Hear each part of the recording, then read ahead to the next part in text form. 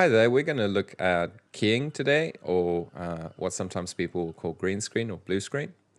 Um, and yeah, basically that just means making green transparent. So we're going to go to the effects folder or effects tab over here because it's effect that's going to remove the green. And it's a video effect. So open up the video effects folder, scroll down to keying, and the best effect to use is L-Tricky. So I'm going to drag and drop that onto the video with the green screen on it. I'm going to go up to the effect controls panel, and this is the effect over here.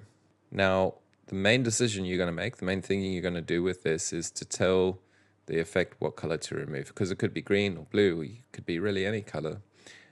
So what we're going to do is click on the eyedropper and then click on the color we want to remove. And you can see this actually gives instantly a very good result.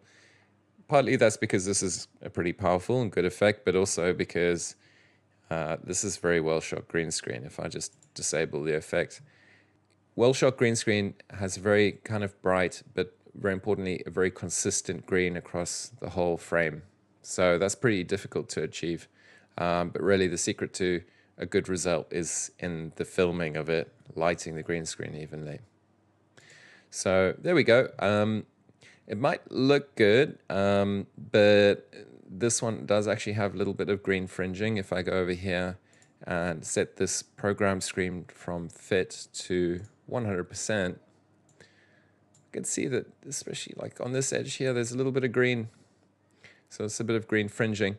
So what you're able to do if you want to remove more green is to go to the setting area over here, choose this drop down, and you could just set it to aggressive. So that's like a real simplistic way of doing it.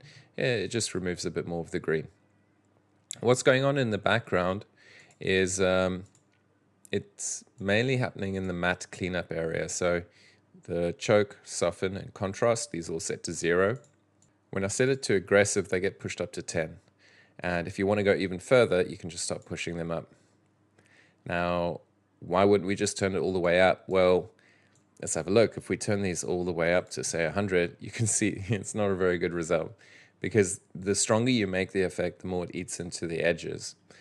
So we want to maintain a balance of kind of removing as much green as possible, but not damaging the edge. And that really comes down to how well you shot it. So there we go. That's the aggressive settings, not actually that aggressive, but that seems to be a good result. Okay, hope you found that useful. Bye.